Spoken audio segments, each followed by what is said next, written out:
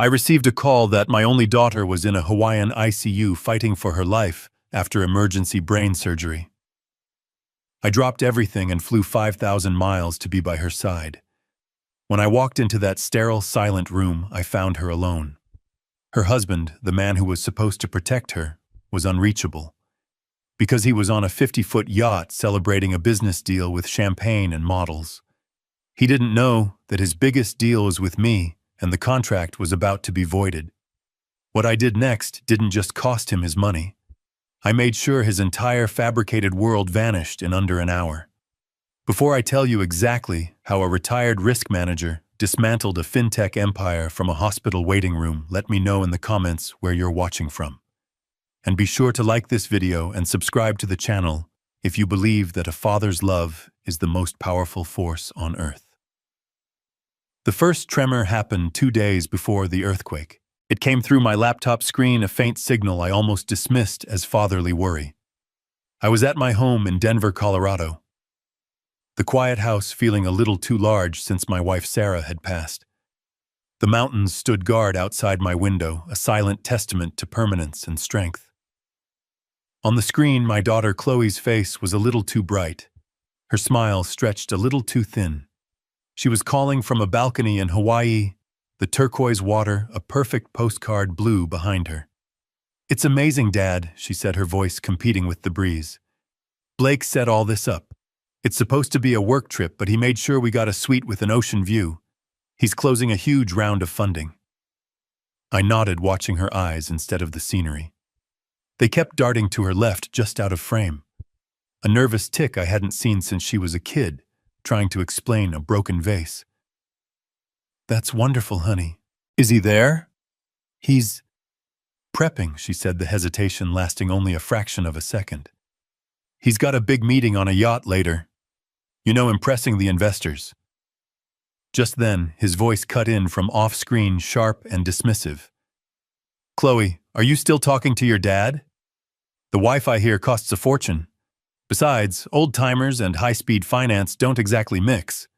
Tell him we'll call when there's actual news." A shadow passed over Chloe's face before she forced the smile back into place. "I have to go, Dad.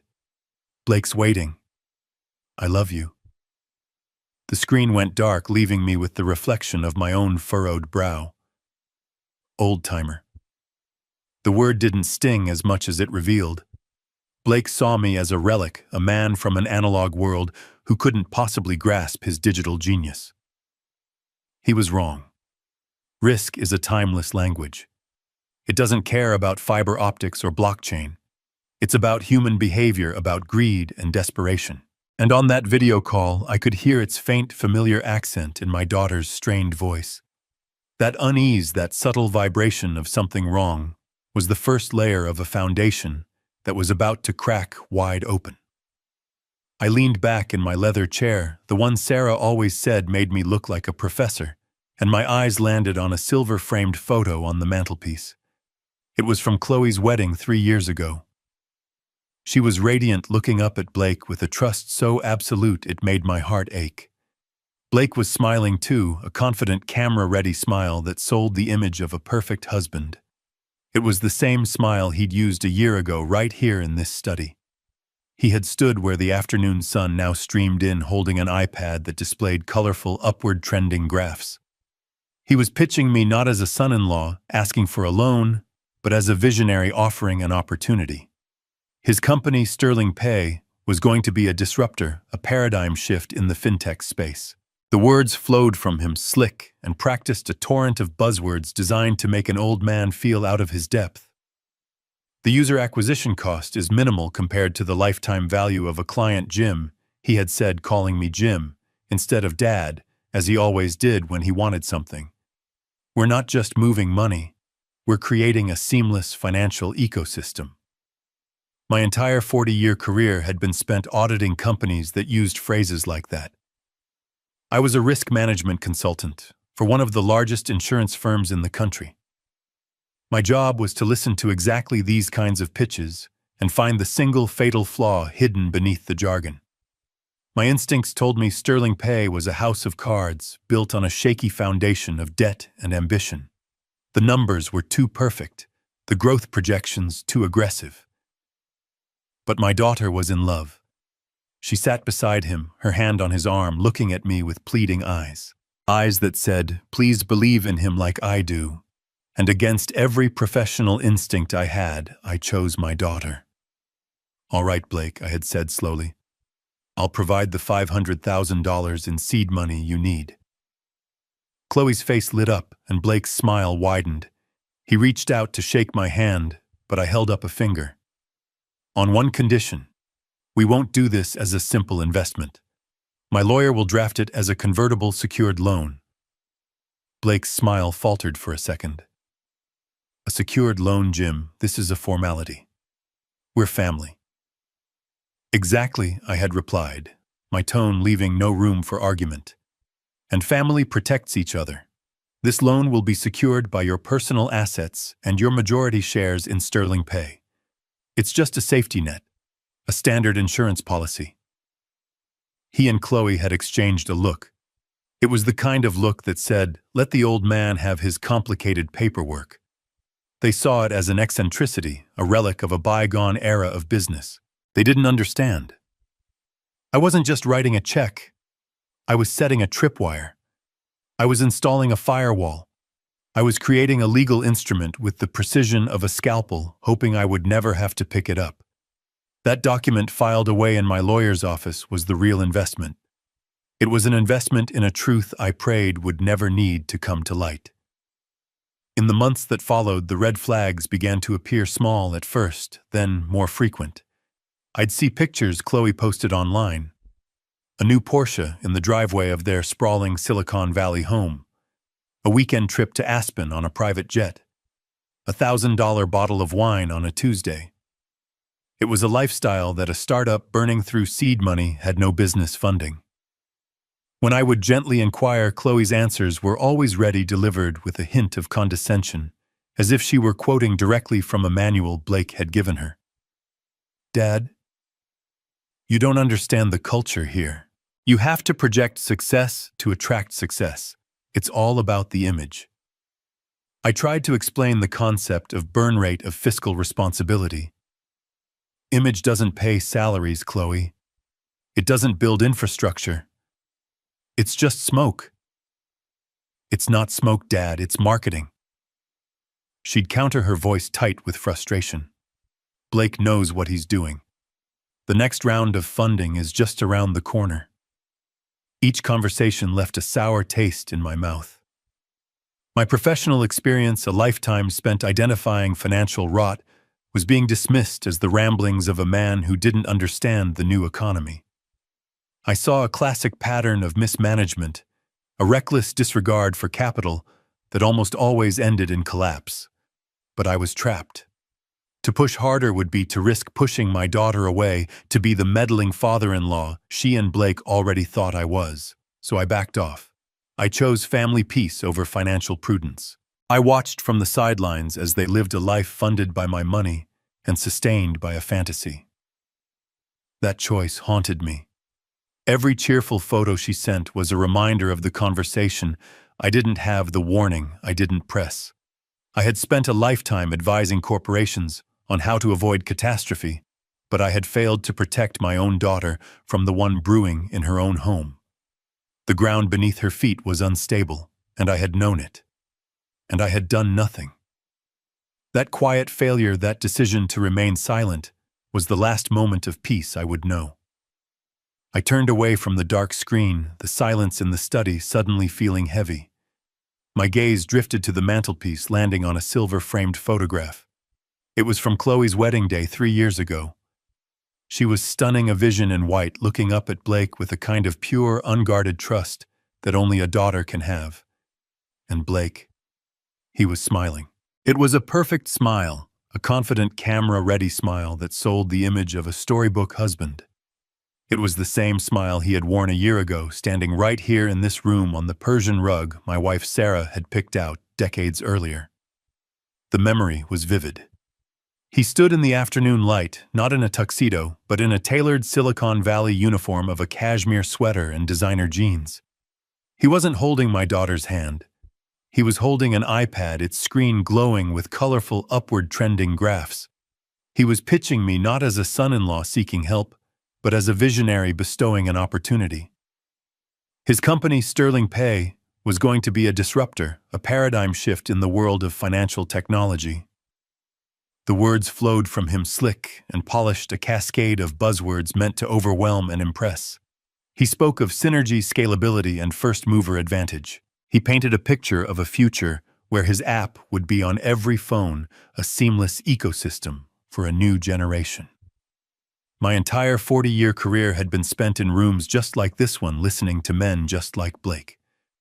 As a risk management consultant, my job was to see past the polished presentation and find the cracks in the foundation.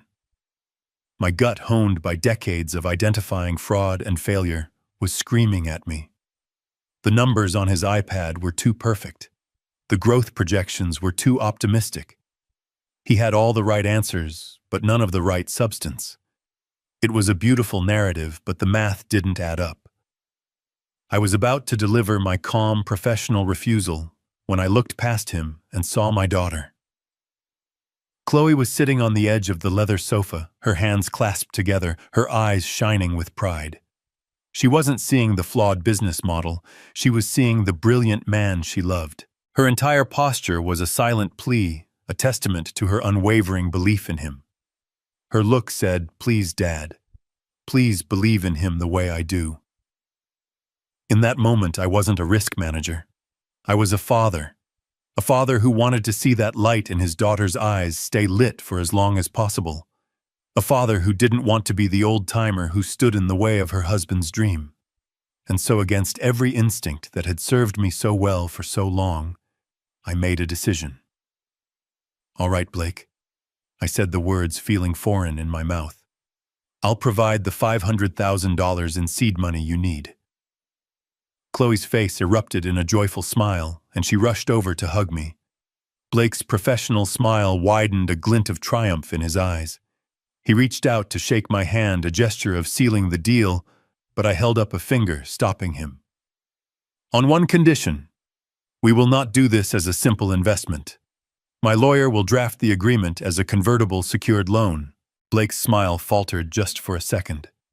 "A secured loan, Jim. This is just a formality between family." "Exactly," I replied, my voice steady, leaving no room for negotiation. "And family protects each other. The loan will be secured by your personal assets, including your majority shares in Sterling Pay. Think of it as a safety net, a standard insurance policy." He and Chloe exchanged a quick glance. I knew what they were thinking. They saw it as the fussy, overly cautious demand of an old man, a bit of complicated legal paperwork to humor me.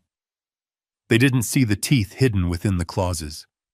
They didn't understand that the document I was proposing wasn't just a contract, it was a contingency plan. They signed the papers a week later, seeing only the $500,000 figure. They didn't pay attention to the detailed provisions for default, for breach of fiduciary duty, for misrepresentation of assets. They saw a check. I saw a tripwire, a carefully calibrated mechanism that would lie dormant unless a specific kind of pressure was applied. I called it my insurance policy. It was an investment not in his company, but in a truth I prayed would never have to be cashed in. The months that followed the signing of the papers were a slow, steady drip of red flags. I would call Chloe once a week, and sometimes I would ask about the progress of Sterling Pay. If Blake was in the room, he'd take the phone, his voice booming with manufactured enthusiasm.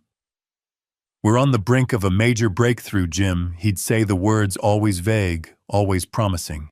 "The deal is just about to close," or "the metrics are going through the roof. We're about to explode." It was always about the future, never about the present. When I asked for concrete details, for a look at the current financials, he'd laugh it off. "Can't get into the weeds, Jim. Non-disclosure agreements, you know how it is. It's a delicate phase." I did know how it was. It was the language of a man stalling for time. Meanwhile, the evidence of their lifestyle was impossible to ignore. A brand new Porsche 911, a sleek silver bullet, appeared in their driveway in a photo Chloe posted online. Then came a weekend trip to a ski resort in Aspen, with pictures of them laughing in a hot tub, snow-capped mountains behind them. I saw a new Cartier watch on her wrist in one photo, a watch that cost more than my first car. This was not the careful, frugal existence of a startup founder trying to make every dollar of seed money count. This was the behavior of a man spending money he didn't have. I finally brought it up during a call with Chloe, trying to frame it as gentle concern. Honey, that's a beautiful car, but a Porsche is a significant expense for a company that hasn't even launched its product yet. Is everything all right with the finances? There was a pause, and I could hear the defensiveness in her voice when she finally answered. Dad, you just don't understand how the startup world works. It's different now. She sounded like she was reciting a line she had practiced. You have to project success to attract success. It's all about the image. When investors see Blake driving a Porsche, they don't see an expense. They see a winner. They see someone they want to bet on. I felt a cold knot tighten in my stomach. Chloe, I spent 40 years evaluating companies. Image doesn't pay salaries. It doesn't build infrastructure. It's just smoke. The numbers have to add up eventually. And they will, she said, her voice sharp with irritation. Blake knows what he's doing. You have to trust him. You have to trust me. And that was it. That was the choice she laid before me. Question her husband's judgment and risk a rift between us, or stay silent and watch them drive full speed towards a cliff. My professional mind screamed at me. This was a textbook case of a company in a death spiral, burning through capital with a reckless disregard for the future. The extravagance wasn't a sign of confidence. It was a symptom of panic. But my father's heart told a different story. It saw a daughter fiercely loyal who had pinned all her hopes and dreams on this man. To attack him would be to attack her. I would become the villain in her story, the meddling, out-of-touch father-in-law who was jealous of his son-in-law's success. I had already lost my wife. I couldn't bear the thought of creating a silence between myself and my only child. So I made a choice. I chose peace over prudence. Okay, honey, I said, the words tasting like ash in my mouth. I understand. I trust you. I hung up the phone and stared out the window at the steadfast, unyielding mountains. I had spent a lifetime teaching my daughter the importance of honesty and integrity, and yet I had just validated a lie. I had given my blessing to a fantasy because I was afraid of the conflict the truth would create. That decision settled deep within me, a quiet, heavy regret. I didn't know it then, but my silence was the last bit of fuel Blake needed. I had ignored the red flags, and in doing so, I had given him the green light to drive straight into the heart of the storm. The phone rang at 3:17 in the morning. In the deep, unbroken silence of a Colorado night, the sound was an act of violence. It wasn't the gentle chime I had set for family, but a harsh digital shriek reserved for unknown numbers. I rolled over, my heart already pounding, and squinted at the screen. The area code was 808, Hawaii. For a brief, irrational moment, I thought it was Chloe, calling to apologize for the tense video chat earlier. But this was a call from a place far beyond a simple misunderstanding. I answered, my voice thick with sleep. Hello, is this Mr. James Callahan? The voice on the other end was young female and frayed at the edges with panic. It was cracking under a pressure it was not built to withstand. This is he. Who is this? My name is Anya Sharma. I'm a colleague of Chloe's. We're working on the architectural project here in Honolulu. She took a shaky breath and the words tumbled out in a rush. Mr. Callahan, there's been an incident. We were at a client dinner and Chloe, she just collapsed. An ambulance came. The doctors, they said it's a brain aneurysm. She's in emergency surgery right now at Queen's Medical Center. The world tilted. The four walls of my bedroom seemed to recede, the floor falling away beneath me. A wave of cold, terrifying nausea washed over me. My daughter, my Chloe. in surgery. The words didn't compute. They were just sounds, meaningless and cruel. A different man might have dropped the phone. A different man might have screamed or cursed or begged a God he didn't believe in. My training, my entire life's discipline did not allow for that. As Anya kept talking, her voice a panicked buzz in my ear, a switch flipped in my mind. The part of me that was a terrified father receded, locked away behind a thick steel door. The part of me that had spent 40 years managing catastrophic risk took control. It was a cold, efficient, and logical part of me. It didn't feel panic. It assessed data and initiated protocols. My left hand held the phone to my ear, steady as a rock. With my right hand, I reached over, opened the laptop on my nightstand, and powered it on. The screen bathed the dark room in a cold blue light. And I've been trying to call her husband. Anya was saying, her voice breaking. I've called Blake a dozen times, but his phone goes straight to voicemail. The hospital needs a family member, and I found your number in Chloe's emergency contacts. My fingers were already flying across the keyboard. United Airlines. One-way flights. Denver to Honolulu. First available.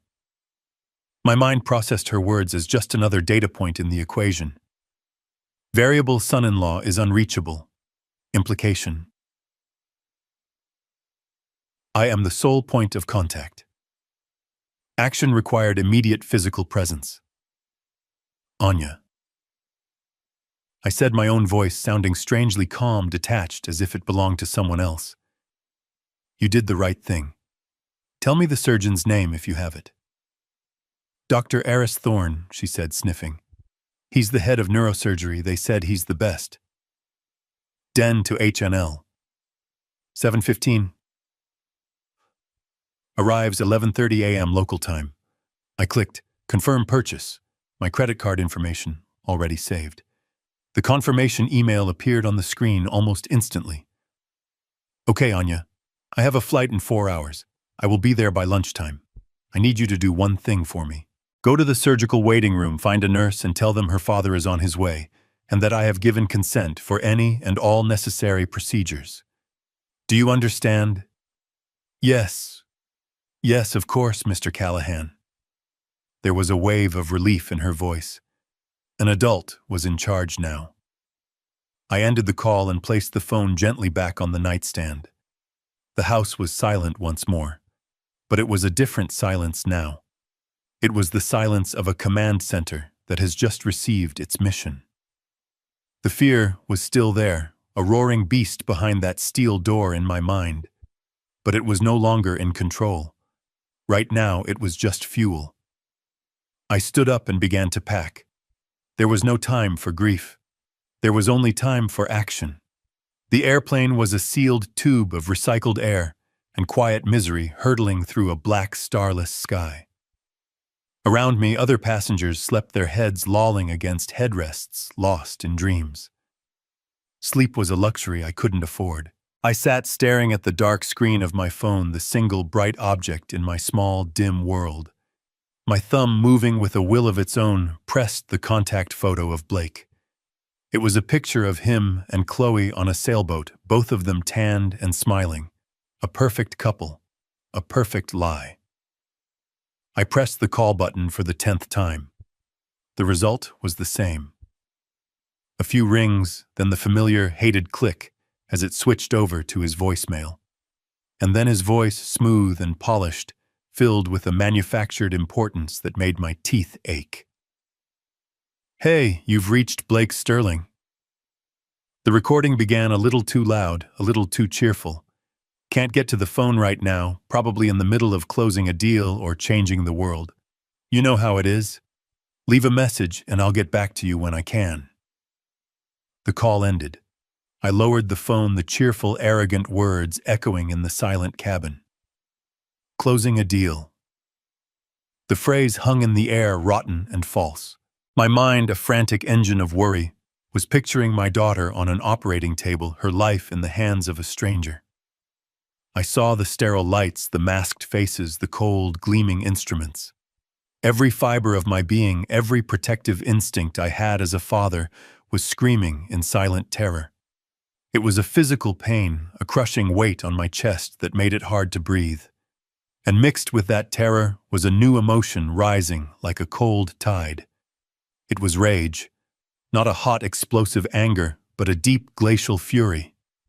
Where was he? Where was the man who had stood before me and promised to love and protect my daughter? What deal could possibly be more important than his wife's life? A real professional, a man truly on the verge of a major success, is never unreachable.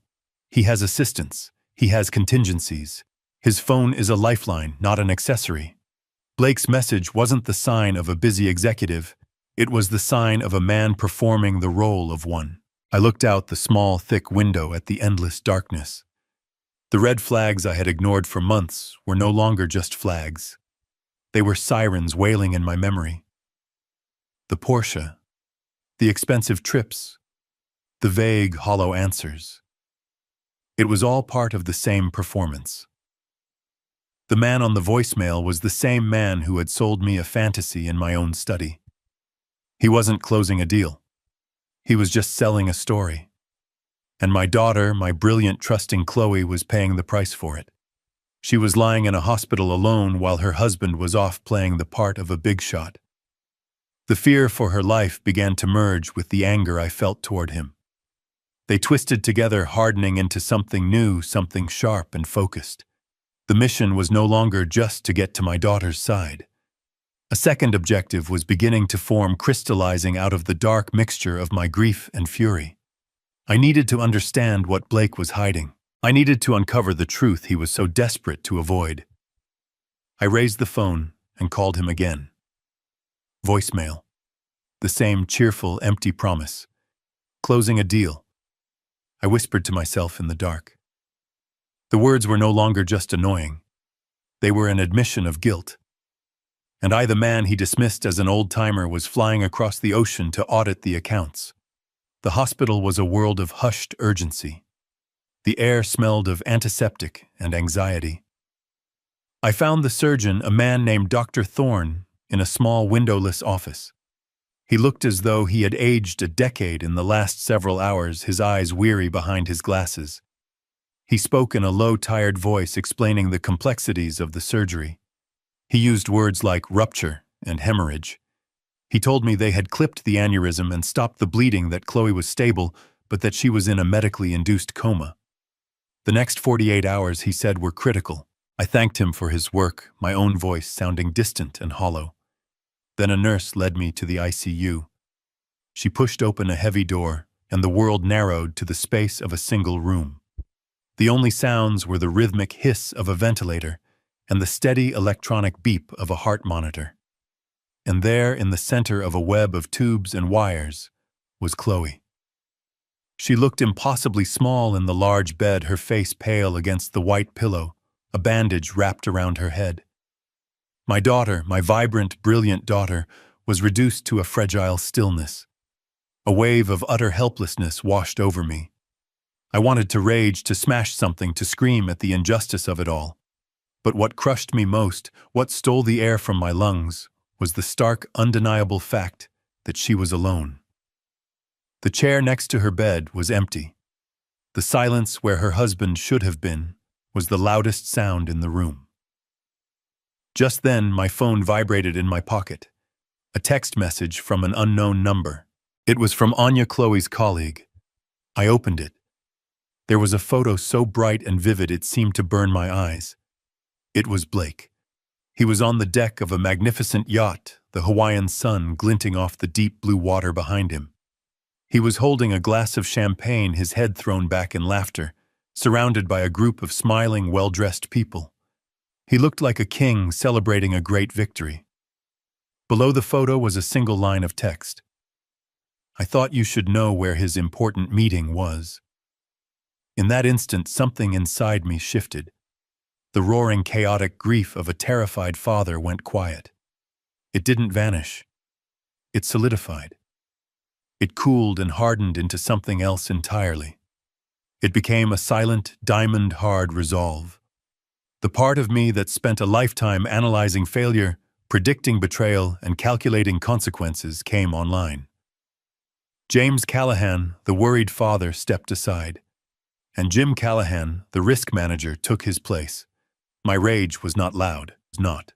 It was a cold, quiet engine that was just beginning to hum. I pulled the empty visitor's chair to my daughter's bedside. I sat down, placed my briefcase on the floor, and took out my laptop. I opened it on my lap, the soft click of the latch echoing in the quiet room. As the screen came to life, bathing my face in its cool, impersonal glow, the plan began to form. It was not a plan of revenge. It was a plan of correction. A meticulous, systematic, and absolute correction. The first call I made was not to a friend or another family member. There was no one else to call for comfort. There was only one person to call for action. I looked at the clock on my phone. It was nearly 1 in the afternoon in Hawaii, which meant it was 5 in the afternoon in Denver. My lawyer, David Reed, would still be in his office. I dialed his private number. He answered on the second ring, his voice calm and familiar. "Jim," he said, "I was sorry to hear about Chloe. My assistant saw the flight booking. I was about to call. Whatever you need." There was no time to acknowledge the sympathy. Emotions were a luxury, a currency I could not afford to spend. "David, whom?" I said, my voice as flat and cold as a sheet of steel. "Activate the Sterling file.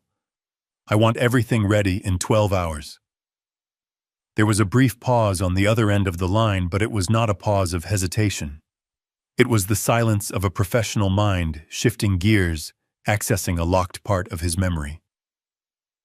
"Understood, Jim," he said, his tone now all business. "I'm opening the encrypted drive now. I'll be on standby all night." I hung up. The Sterling file. It was a name I had hoped I would never have to speak again. You don't spend 40 years as a risk manager analyzing worst-case scenarios for billion-dollar corporations without applying the same principles to your own life. When I gave Blake that $500,000 loan, I didn't just give him my money. I opened a file. It was an instinct, a professional habit I couldn't turn off. Over the next few weeks after the deal was signed, I had used my old contacts in the credit and corporate intelligence industries to quietly compile a complete picture of Blake Sterling. It wasn't malicious. It was just due diligence. The file contained his full credit history, a background check, and copies of the initial financial statements he had shown me. It was a comprehensive, confidential risk assessment of my own son-in-law. It was my insurance policy tucked away on a secure server, a silent testament to a doubt I had refused to admit even to myself. I had prayed it would do nothing but gather digital dust. Now it was my entire arsenal. My laptop was connected to the hospital's Wi-Fi, and David's face soon appeared on my screen via a secure video call. He was in his familiar wood-paneled office in Denver, a fortress of law books and quiet order. I was in a cold, sterile ICU waiting area, the rhythmic beeping of my daughter's heart monitor, a constant, grim metronome. In the background, we were 2 old soldiers separated by an ocean preparing for a battle. "I'm sending you the quarterly reports Blake emailed me last month," I said, my voice low. He claimed they showed steady growth. At the time, I didn't want to look too closely. "They're coming through now," David said, his eyes flicking to another screen. "Okay, I have them open. Page 3, cash flow." I navigated to the same page. "Look at the second line item," I said, my finger tracing the number on my own screen. "He's listed $700,000 in prepaid service contracts. He's counting money he hasn't earned yet as current cash flow. That's not revenue, David. That's a liability. He's artificially inflating the health of the company. It's a classic deception." David was silent for a moment, his legal mind processing the implication. "Fraudulent misrepresentation," he murmured. "It's a direct violation of Section 4, Clause B of our loan agreement, the clause on accurate financial reporting." We kept digging. For hours we worked in a state of quiet, intense focus. He was the legal hammer. I was the financial scalpel. I guided him through the labyrinth of Blake's creative accounting. "Pull up the corporate expense reports for the last 6 months," I instructed. cross-referenced them with Chloe's social media posts. There was a flurry of typing on his end. "My God," he said after a minute. "A $10,000 charge at a jeweler in Maui listed under client entertainment." Chloe posted a picture of a new diamond bracelet the next day. "Keep going," I urged. "A recurring monthly charge for a cloud software subscription that perfectly matches the lease payment on a 2024 Porsche 911. And there I said, my eyes locking onto a single massive charge from 3 days ago. A $50,000 expense paid to a yacht charter company in Honolulu. The description reads, "Mobile Board Meeting and Investor Summit." David looked up from his papers, his face grim on my screen. "The yacht party," he said. "He didn't just use my money to fund his lifestyle." I said, the cold rage in my chest, burning like dry ice. "He used my money to commit fraud, and he documented all of it. He's been building his own cage, David. All we have to do is lock the door." The discovery of the yacht party expense was the first loose thread. And as any man who has spent a lifetime examining the fabric of lies will tell you, once you find a thread, you pull. For the next several hours, with the steady beep of the heart monitor as our only soundtrack, David and I pulled. We unraveled the entire tapestry of deceit that was Blake Sterling's life. My initial $500,000 investment was our starting point. From his office in Denver, David accessed the corporate bank statements for Sterling Pay, which our loan agreement gave us the right to audit. He shared his screen with me, and I stared at the columns of numbers, my mind sifting through the data, searching for the patterns I knew I would find. It didn't take long. The $500,000 wire transfer from my account was clear on the statement from 10 months ago. What followed was a masterclass in fraud. There were no significant payments to software development firms, no major expenses for server infrastructure or cybersecurity. The payroll was laughably small, consisting of Blake and a handful of junior assistants.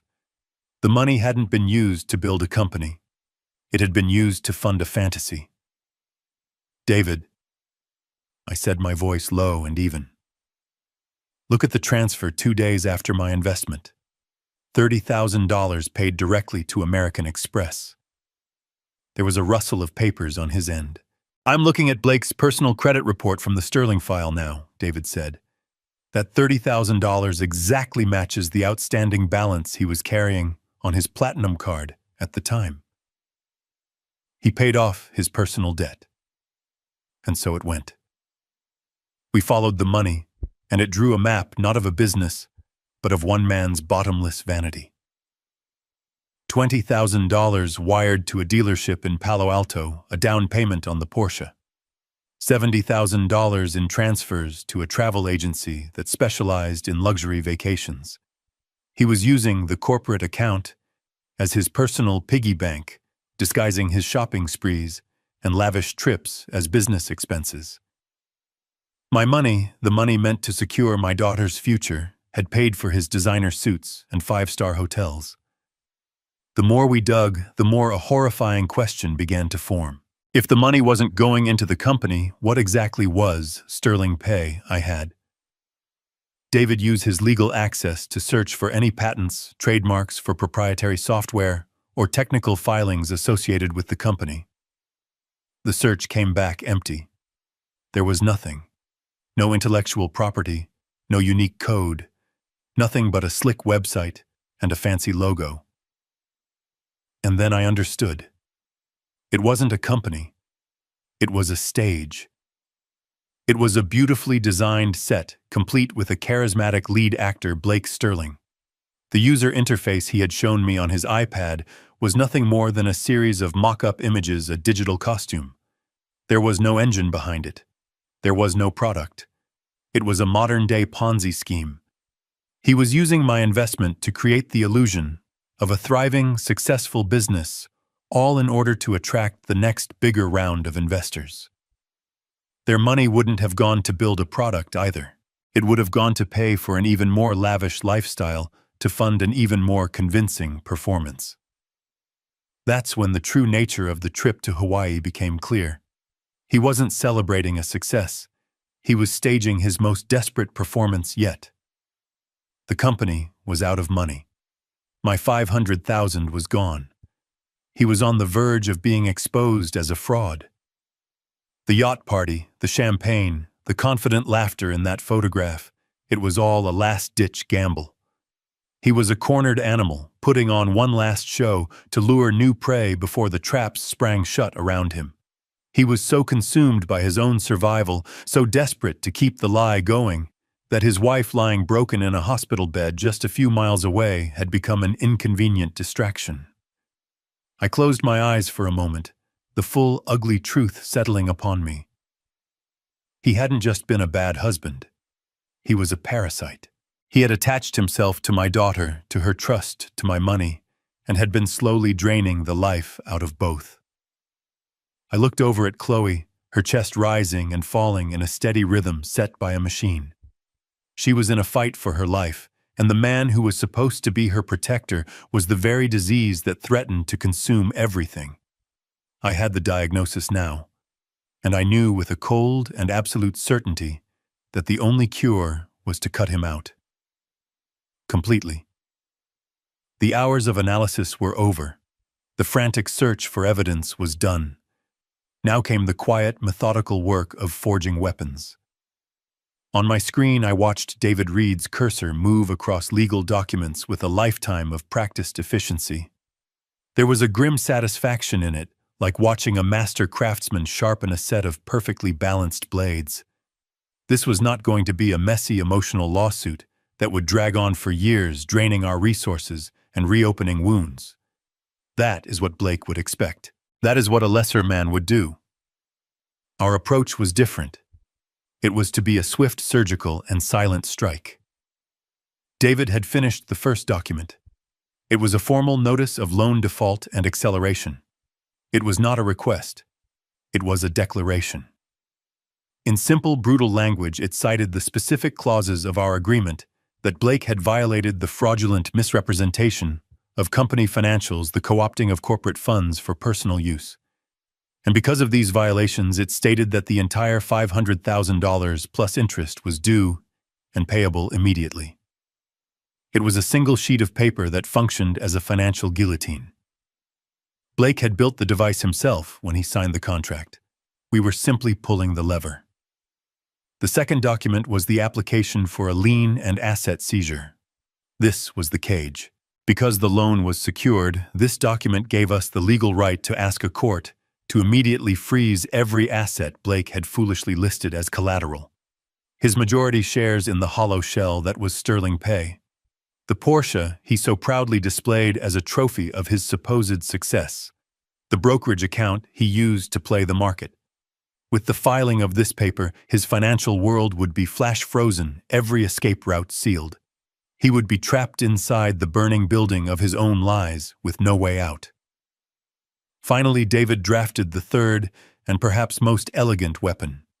It was an anonymous memorandum, a 2-page summary of Sterling Pay's true financial state stripped of all emotion and loaded with verifiable facts.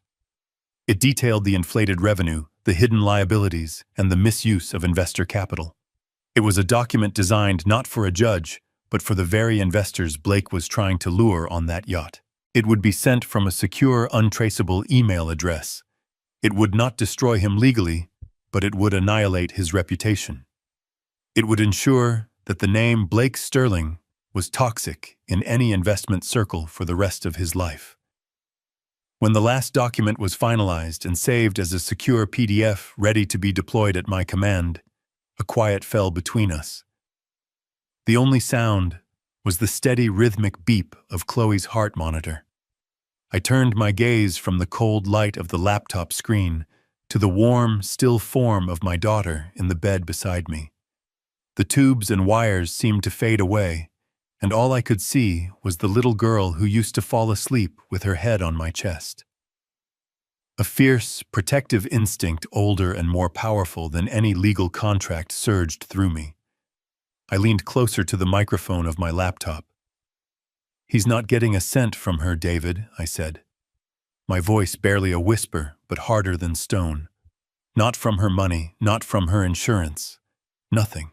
I understand, Jim David replied softly. He won't. The trap was set. The weapons were armed. All the intricate pieces of the plan were in place, waiting for a single command. I closed the laptop. The screen went dark and the waiting began. All we needed now was for the prey to walk home. The waiting had a rhythm. The beep of the heart monitor from Chloe's room. The soft chime of the elevator down the hall. The hushed conversations of nurses during their shift change. For 18 hours I sat in that sterile quiet, a silent sentinel fueled by stale coffee and a cold, singular purpose. The files were ready. The plan was in place. Every contingency had been accounted for. The hours didn't feel long. They felt like the final quiet moments of a countdown. And then I heard him. He didn't arrive quietly. He arrived in a rush of expensive fabric and feigned panic, his footsteps echoing down the linoleum corridor. He burst into the waiting area, a perfect portrait of a distraught husband. His hair was artfully disheveled. His $1,000 suit was wrinkled in a way that suggested a sleepless, frantic night. His tie was loosened at his throat, as if he'd been struggling for air. His eyes were red-rimmed and bloodshot, and if I didn't know better, I might have mistaken it for the mark of grief. But I am a man who has spent his life studying details. I could smell the faint sour scent of stale champagne on him, the odor of a long party, not a long vigil. His exhaustion was real, but it was the exhaustion of a performer coming off a very long stage, not of a husband worried for his wife. He rushed to the nurse's station, his voice loud and filled with a theatrical anguish meant for everyone to hear. "My wife," he announced, his voice cracking on cue. "Chloe Sterling. I just got the messages. I was in an unbreakable meeting. Is she okay? I need to see her, please." A nurse pointed him towards me, towards the small family waiting area just outside Chloe's ICU room. He turned, already composing his face into a mask of sorrow for his next audience. He strode forward, ready to collapse into the empty chair, ready to perform his grief. And then he saw me. I didn't move. I didn't speak. I simply sat in my chair, my hands resting on my knees, and watched him. I watched the performance drain from his face as if a plug had been pulled. The practiced anguish vanished, replaced by a flicker of raw, genuine shock. The lines of sorrow around his mouth slackened into a slack-jawed gape. His forward momentum stopped so abruptly he almost stumbled. The actor had suddenly found an unexpected critic sitting in the front row, and he had forgotten all his lines. "Jim," he stammered, his voice a full octave lower than the one he had used with the nurses. He used my first name, not the title of a father. The dynamic had already shifted. We were no longer family. We were opponents. What are you doing here?" His shock quickly curdled into something else. Annoyance. Irritation. My presence was an inconvenient fact that ruined his carefully constructed narrative. A grieving husband rushing to his wife's side from an important meeting was a sympathetic character. A man being confronted by his father-in-law was something else entirely. I was an uninvited character in his play, and my quiet presence was wrecking the scene. I looked at him, at the expensive wrinkled suit and the bloodshot eyes, and I saw through every layer of his performance. He wasn't just a bad husband. He was a bad actor. "I've been waiting for you, Blake," I said, my voice quiet, but carrying across the space between us with the weight out of all the hours I had sat in that chair. "I think it's time we had a talk." I looked at the man my daughter had married. The performative grief had evaporated from his face, leaving behind a residue of panic and resentment. He was an actor who had just realized the audience knew his lines were a lie. I didn't raise my voice. There was no need. The quiet in the ICU waiting area was a pressure chamber, and every word spoken had immense weight. "Blake, I said, my voice low and even. "We need to talk. In a private room." It wasn't a request. He understood that. He glanced toward Chloe's room, perhaps hoping to use her as a shield or an excuse, but he saw no advantage there. He gave a short, jerky nod. I stood up and led the way down the corridor. Our footsteps were the only sound, a stark, rhythmic beat on the polished linoleum. He was walking a few feet behind me, and I could feel his frantic energy, the frantic whirring of a mind trying to calculate new angles, new lies. He was a cornered animal, and he was searching for an escape route. He wouldn't find one. I stopped at a small glass-walled conference room, the kind hospitals use for difficult conversations with families. I pushed the door open and stepped inside. The room was sterile and cold. A long, impersonal table, a dozen uncomfortable chairs, and on the far wall, a large television screen was powered on. On that screen, life-sized and perfectly composed in his wood-paneled office thousands of miles away, sat David Reed. Blake stopped dead in the doorway. He stared at David's image, his face instantly pale. The annoyance I had seen earlier was now replaced by a jolt of pure, undiluted fear. This was a complication he had not anticipated.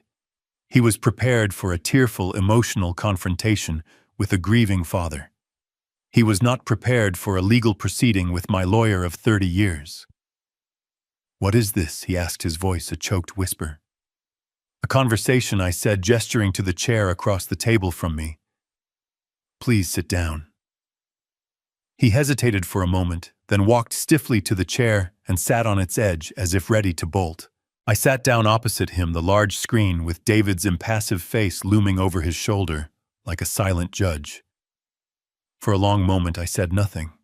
I let the silence in the room grow, letting it press in on him. I watched the sweat begin to bead on his forehead. Then I took out my phone and placed it gently on the center of the table between us. I slid it across the polished surface until it was directly in front of him. The screen was lit up, displaying the photograph from the yacht. The bright sun, the blue water, his own face, head thrown back in triumphant laughter, a champagne glass held high. I leaned forward slightly. "Was this your meeting, Blake?" I asked, my voice still quiet. "The one you couldn't leave?" He stared at the picture, then looked up at me, his eyes darting nervously. The lies came tumbling out, clumsy and desperate. "Jim, you have to understand.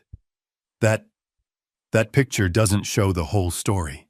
That was the final moment, the handshake moment with the Hong Kong investors. It was a $500 million deal for the company, for Chloe, for our future. My phone was off. They insisted on it for security. I had no idea about Chloe until I got back to shore. I swear to you, I came as fast as I could. He was a good liar. He infused his voice with just the right amount of desperate sincerity. He looked me in the eyes, trying to sell the performance. I let him finish. I let him lay all his cards on the table, all his false alibis and justifications. I let him build his entire defense on that single flimsy foundation of a lie. Then I picked up my phone. "It's a good story, Blake. Very detailed. The only problem is the data." I tapped the screen. Every photo taken with a smartphone has a digital timestamp embedded in the file itself. It's called metadata. This photo was taken yesterday at precisely 4:15 in the afternoon, Hawaiian Standard Time. I slid a single sheet of paper from a folder beside me. It was a copy of the preliminary report from the surgical team. "This is Dr. Thorne's report. You can see the entry time at the top. The emergency craniotomy to relieve the catastrophic pressure on Chloe's brain began at 4:03 in the afternoon." I leaned back in my chair and folded my hands on the table. "So let's be clear about the timeline. While a team of surgeons was drilling a hole in your wife's skull to save her life, you were approximately 30 miles offshore, popping a bottle of champagne to celebrate a deal that, as we now know, never existed. Is that a correct and accurate assessment of the situation?" The color drained from his face. The story was gone. The excuses were gone. All he was left with was the stark, ugly, and irrefutable truth. His mouth opened and closed, but no sound came out. The mask of the successful entrepreneur, the loving husband, didn't just crack. It disintegrated, turning to dust, revealing the hollow, pathetic man underneath. He stared at me, his eyes wide with the terror of being truly and completely seen. Blake's face was a mess of shattered confidence. His lies about the yacht party had crumbled, and he was left exposed, a con man caught in the spotlight. He tried to rally to find some new angle, some new performance that could save him. He puffed up his chest, a pathetic attempt to regain some authority. "What is this, Jim?" he sneered, his voice thin and brittle. "Some kind of interrogation? You have no right to question me. I'm her husband." Before I could answer, a calm, clear voice filled the room. It came from the large screen on the wall where David Reed sat, his hands steepled, his expression unreadable. "On the contrary, Mr. Sterling." David said, his tone as dry as old paper. "This isn't a discussion. This is a notification." As if on cue, I reached into my briefcase and pulled out a thick, leather-bound folder. I slid it across the table. It landed in front of Blake with a soft, definitive thud. "My associate in Honolulu had this delivered an hour ago," I said. "I believe you'll want to look at it." Blake stared at the folder as if it were a venomous snake. Hesitantly, he opened it. Inside, nestled on top, was a single sheet of paper. David's voice continued from the screen, precise and relentless. "What you are looking at, Mr. Sterling, is a notice of loan default and acceleration. 10 months ago, Mr. Callahan provided you with $500,000. You have repeatedly referred to this as an investment. It was not. It was a convertible secured loan, the terms of which you signed and agreed to." Blake's eyes scanned the page, his breathing becoming shallow. "As we have just established," David went on, "and as we have documented with your own company's expense reports, you have violated multiple clauses of that agreement. Specifically Section 4, regarding the accurate and truthful representation of company financials, and Section 5, regarding the use of loaned capital for its intended business purpose, not for the payment of personal debts and the funding of lavish personal entertainment." Blake looked up, his face a mask of confusion. "What? What does this mean?" "It means," David said with no hint of sympathy, "that due to these breaches, the lender, Mr. Callahan, is exercising his right to accelerate the loan. The full amount plus accrued interest is due and payable, effective immediately." Blake let out a short, incredulous laugh. "That's insane. I don't have that kind of cash. The company doesn't." "We are aware of that," I said, speaking for the first time in several minutes. "Which is why you'll want to look at the second document in the folder." His trembling fingers fumbled with the first page, revealing the document beneath it. It was a court filing. A lien. Because the loan was secured, David explained, his voice a steady, dispassionate drone, "Your failure to pay triggers the collateral clause. As of this morning, we have filed a lien against all assets listed in that agreement. That includes your 70% majority share in Sterling Pay. It includes the 2024 Porsche 911 registered in your name. And it includes the full contents of your Charles Schwab brokerage account. All of it is now frozen. And all of it is now the legal property of Mr. Callahan, to be liquidated to cover the debt." The reality of the words began to sink in. I watched as Blake's mind tried to process the information. His company, his car, his stocks, gone. In the space of a single sentence, his entire net worth had been reduced to zero. He was personally, financially wiped out. But I wasn't finished. "And then there's the matter of your professional reputation." "Blake," I said, leaning forward. "What little is left of it?" He looked at me, his eyes hollow. "About an hour ago," I continued, "just before you graced us with your presence, David's office sent an anonymous but thoroughly detailed memorandum to the Securities and Exchange Commission. It was also sent to the private email addresses of every potential investor you were entertaining on that yacht. It contained a full factual analysis of Sterling Pay's fraudulent accounting, complete with copies of your own expense reports." He fumbled for his phone, his thumb swiping frantically at the screen. I could see the notifications flooding in. A cascade of panic. Email subject lines flashed on the screen. "Urgent merger off. Regarding Sterling Pay financials. A dozen text messages from the very men he had been laughing with just yesterday, their tone now furious, demanding answers. He had not just lost a deal. He had been professionally executed. He was no longer a tech visionary. He was a pariah. It was then that he finally broke. He was a cornered animal with nothing left to lose. He slammed his hand on the table, his face contorted in a mask of pure rage. "You can't take everything," he roared, his voice cracking. "I still have the house." "The house is ours. Chloe would never, she would never let you." I let a small cold smile touch my lips. "Ah, the house," I said softly, as if remembering a minor detail I'd almost forgotten. "You see, Blake, in my line of work, you learn to advise your clients to protect their most valuable assets from liability. And my daughter is the most valuable client I have ever had. When you two were married, I gave her a piece of advice. I told her that the house her mother and I bought for her should remain her separate property, legally shielded from any of your business dealings. It was a simple premarital asset declaration." I paused, letting the final words land with the force of a physical blow. "That house, Blake, has never been yours. The deed has only ever had one name on it. And it is not yours." That was the moment he shattered. The three layers of his world, his personal finances, his professional career, and his marital assets had been systematically dismantled and destroyed in less than 10 minutes. He stared at me, his mouth agape, his mind finally comprehending the sheer, inescapable totality of his ruin. He looked at the papers, at David's face on the screen, at me. There was no escape. There was no one to con. There was nothing. A sound escaped his throat, a raw guttural noise that was not quite a word and not quite a scream. He shot to his feet, sweeping the folder and my phone off the table in a crash of plastic and paper. "You did this," he shrieked, his voice ragged with hysteria. "You old man, you planned this all along. You ruined me." He lunged across the table, his face a mask of incoherent rage.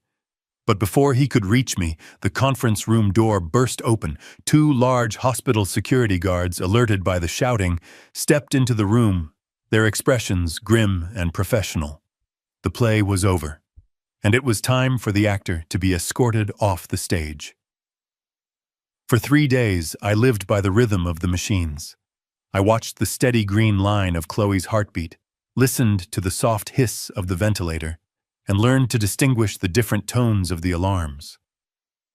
I worked from the uncomfortable chair beside her, slept in it, and ate the tasteless hospital food they brought me. And I waited. Then, on the 4th morning, as the Hawaiian sun began to paint the sky in shades of orange and pink, her eyelids fluttered. It was a small movement, almost imperceptible, but it was a signal. The doctors came, they checked her responses.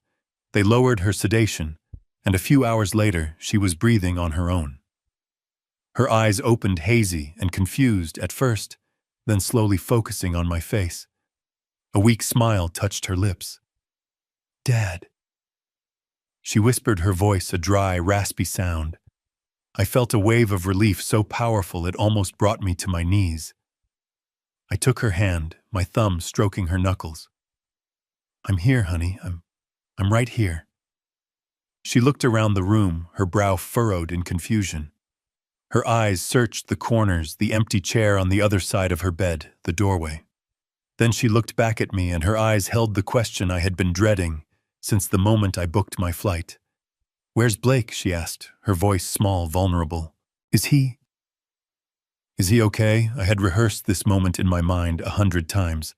I had considered every possible approach. I could lie, tell her he was on his way, that he was tied up with business, anything to spare her this pain in her most fragile state. But a lie is just a debt to the truth, and the interest it accrues is always devastating. My daughter was a strong woman who had been made to believe she was weak. The greatest gift I could give her now was not comfort, but clarity. The only path to true healing is through the cold, hard landscape of the truth. I pulled my chair closer, never letting go of her hand. Chloe. I began my voice as gentle as I could make it. You're safe now. You're going to be okay. But we need to have a difficult conversation about Blake. I told her everything. I didn't use an angry or accusatory tone. I simply laid out the facts one by one like stones in a pathway. I told her about the 18 hours he was unreachable. I told her about his arrival, his performance, and the lies he told. And when she looked at me with disbelief clouding her eyes, I knew I had to show her. I'm not doing this to hurt you, I said softly, as I picked up my phone. I'm doing this because you deserve to know the truth. You need it to heal. I showed her the picture. The yacht. The champagne, the triumphant, laughing face of her husband, time-stamped to the exact moment she was fighting for her life on an operating table. She stared at the image, her breath catching in her throat. A single tear traced a path down her temple and into her hair. No, she whispered. There must be a reason.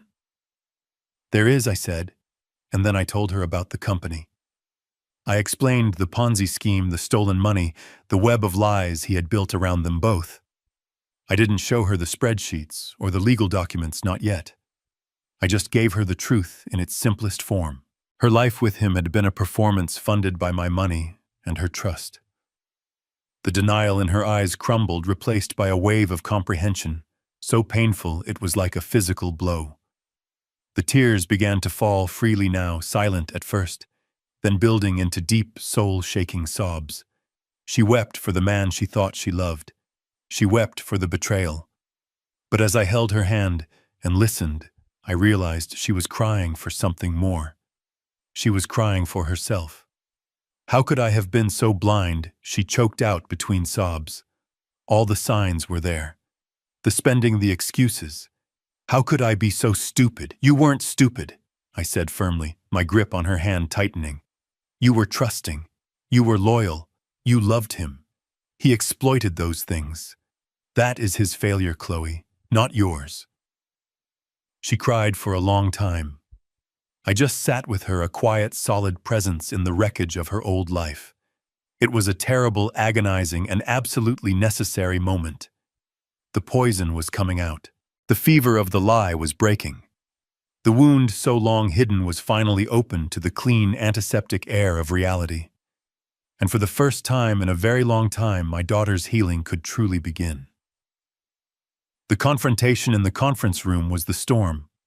What followed were the quiet, methodical days of cleaning up the wreckage. Blake simply vanished. After being escorted out of the hospital, he checked out of his hotel and disappeared, leaving behind a digital and financial ghost. He didn't answer calls from his lawyers, from the bank, or from the other investors he had conned. He just evaporated, a coward who couldn't face the consequences of the world he had built. He left a blizzard of angry emails and impending lawsuits in his wake, a mess that was no longer my concern. My concern was the quiet, steady work of rebuilding. From my chair beside Chloe's bed, I turned the hospital room into a remote command center. With David Reed on a perpetual video call from Denver, we began the process of untangling the financial web Blake had woven. It was the work I had done my entire life, but it had never felt so personal. Every document signed, every asset liquidated was an act of restoration. The first to go was the Porsche. David's contacts arranged for it to be repossessed from the airport parking garage and sold at auction. The money was wired to an escrow account we had set up. Next, we liquidated the brokerage account, selling off the stocks he had bought, with money he didn't truly have. The shares in Sterling Pay were, as I had suspected, completely worthless digital certificates, representing a company that had never really existed. The assets we seized were not a windfall. They were simply the recovered fragments of my original loan, the salvage from a sunken ship. The first bill we paid was from the Queen's Medical Center. It was a staggering amount, a testament to the skill and resources required to pull my daughter back from the brink. I instructed David to wire the full amount that same day. There was a quiet, profound satisfaction in that act. The money Blake had acquired through lies and deceit was now being used to pay for the consequences of his neglect. His vanity was paying to heal the wounds his ego had ignored. It was the first step in re-establishing order in balancing the scales. What remained of the liquidated assets was not an insignificant sum. It was enough to cause temptation in some. But to me, that money was never mine. I had written off my original $500,000 as a loss the moment I signed the check, considering it the price I had to pay for my daughter's perceived happiness. This recovered money was hers. It was the restitution for what had been taken from her.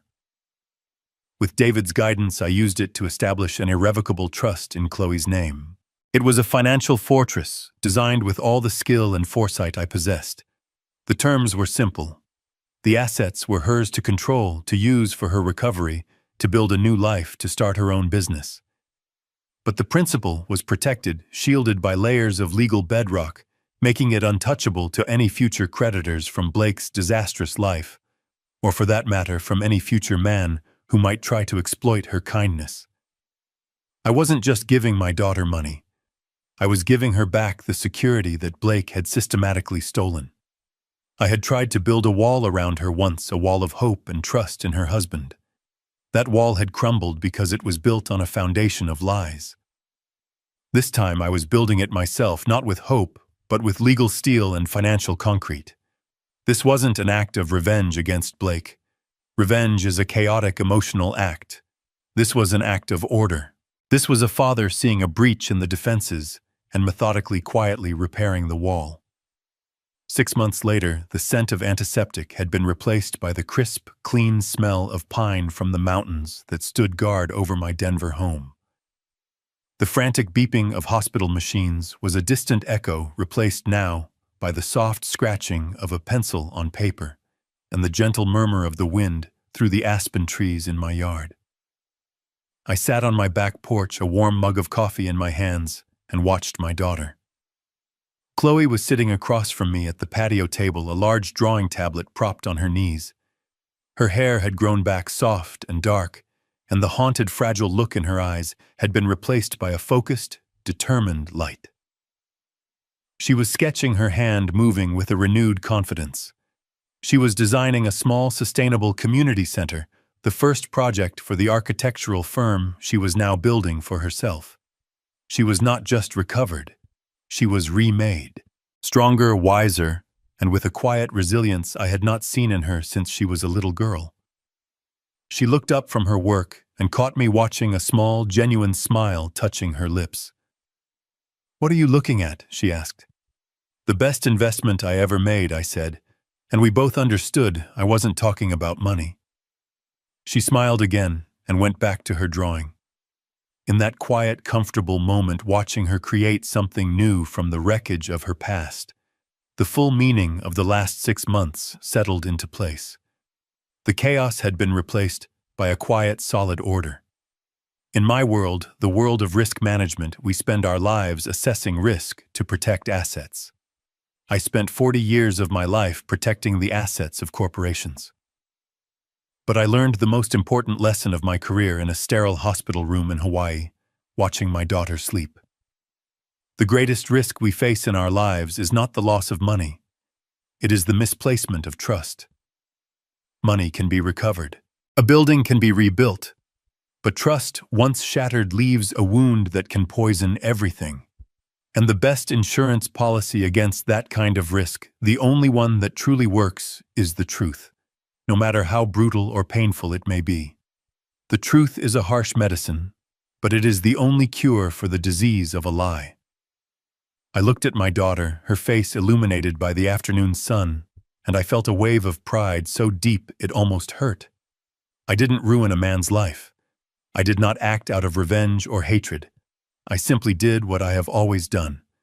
I assessed a catastrophic risk to my most valuable asset, and I took the necessary steps to neutralize it. Blake Sterling was a liability that had to be written off. I didn't destroy him. I simply handed him the bill for his own choices. This story reveals a fundamental truth: our greatest vulnerability isn't found on a balance sheet, but in a misplaced trust.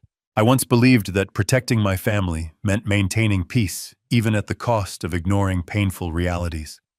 I learned that true protection demands clarity, not comfort. It requires the courage to face deception head-on and use the tools of truth and accountability to restore order. This is not a story of vengeance. It is a lesson in justice. It proves that we all have the strength to defend what is truly valuable from those who only understand price.